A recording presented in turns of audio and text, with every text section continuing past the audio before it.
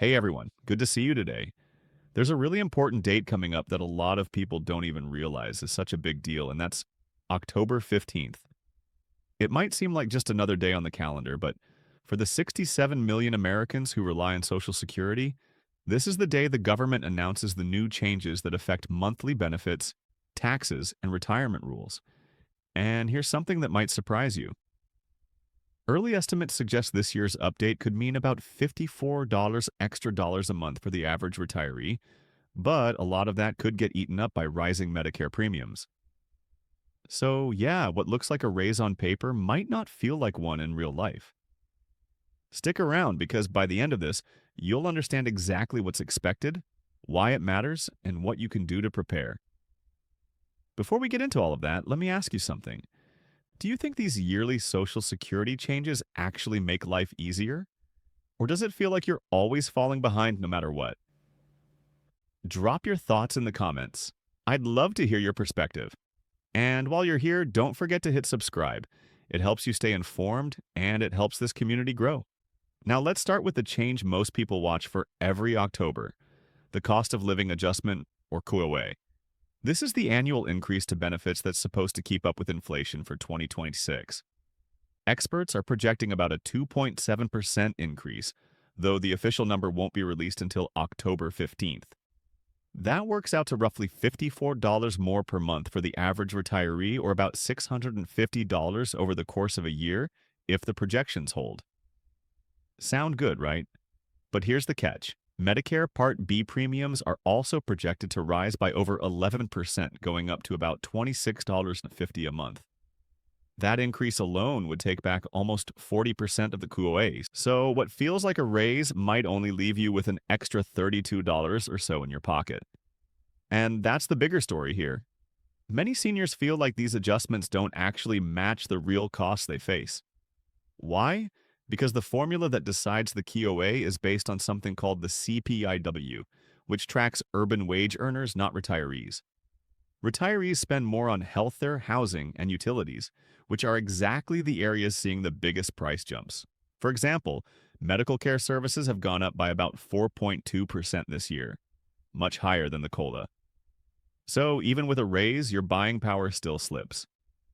Another big change tied to October 15th is about retirement age.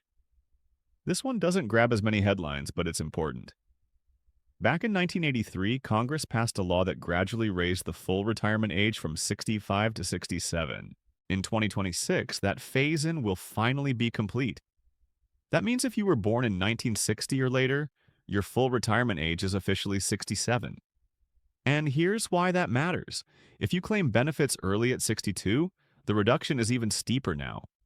You'll permanently lose a bigger chunk of your monthly check compared to someone whose full retirement age was 65.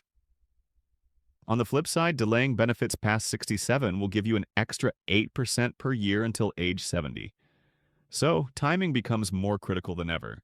And speaking of timing, another area to keep an eye on is the wage cap for Social Security taxes. Right now in 2025, income up to $176,100 is taxed for Social Security. Early projections suggest that in 2026, that cap will go up to about $183,600. If you're a higher earner, that would mean more of your paycheck being taxed, adding about $460 in extra Social Security taxes for the year. For most people, this doesn't affect take-home pay. But for folks at the top end, it's something to note. Also tied to working and benefits is the earnings test. If you start Social Security before your full retirement age, you're limited in how much you can earn from work before it starts cutting into your benefits. For 2026, the thresholds are expected to rise. For those under full retirement age, it's projected to be around $24,060 a year, up from $23,400. If you're reaching full retirement age in 2026, the limit is expected to be around $64,800 with the same benefit reduction rules applying. After you hit full retirement age, there are no limits at all. And any benefits you lost before get recalculated, so they're not gone forever. Now let's talk about something a lot of people don't always think about: work credits. To qualify for Social Security, you need 40 work credits, which is usually about 10 years of work. In 2025, one credit equals 1,810 in earnings. That number is expected to rise in 2026, though the exact dollar figure hasn't been announced yet. For full-time workers, this isn't a problem. But for part-time workers, gig workers, or anyone with an inconsistent job history, this can be a hurdle. If you don't get enough credits, you won't qualify for retirement benefits at all. That's why it's so important for younger workers to pay attention to these updates, even if retirement feels far away. Now, here's the heavier part of the story, the Social Security Trust Fund itself. According to the most recent trustees report, the combined trust funds could run out by 2033. That's only 7 years away from the 2026 update. If nothing changes across the board, benefit cuts of about 23% could kick in. To put that in real terms, that means almost a quarter of your check would disappear. Imagine depending on $2,000 a month and suddenly only getting $1,540. That's the kind of reality we're talking about. This is where the politics come in.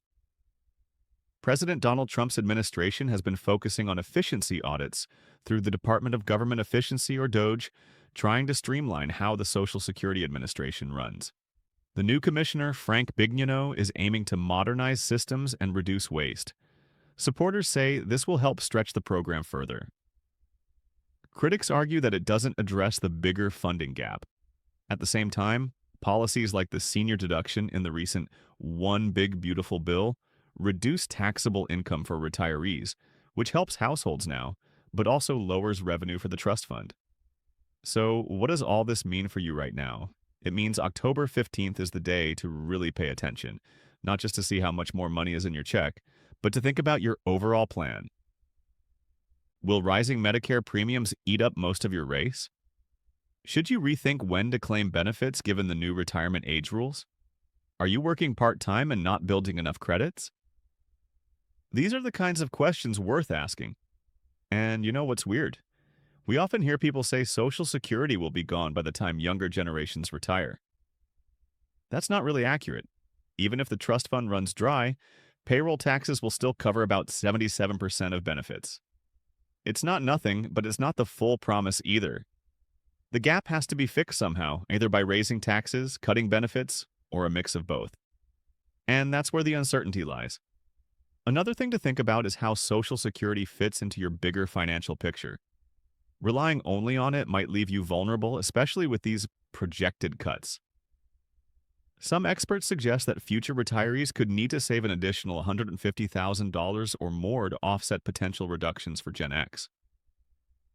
That could mean setting aside an extra $700 a month starting now, just to make up for what might be lost. That's a tough pill to swallow, but it shows why planning ahead is so important. So then as October 15th comes around, make sure you check the official Social Security website for updates. They'll release the final numbers once the September inflation data is out. That's the most direct way to see what applies to you, and don't just look at the increase. Look at your Medicare premiums, your tax situation, your retirement timeline. All of these pieces fit together. And hey, I'd love to hear from you on this. Do you think Social Security will be strong enough for future generations, or do you feel like the system needs a complete overhaul? Let me know your thoughts down below. At the end of the day, October 15th is more than just a date. It's a reminder that Social Security isn't set in stone. It changes with the economy, with politics, and with time. The best thing you can do is stay informed, keep planning,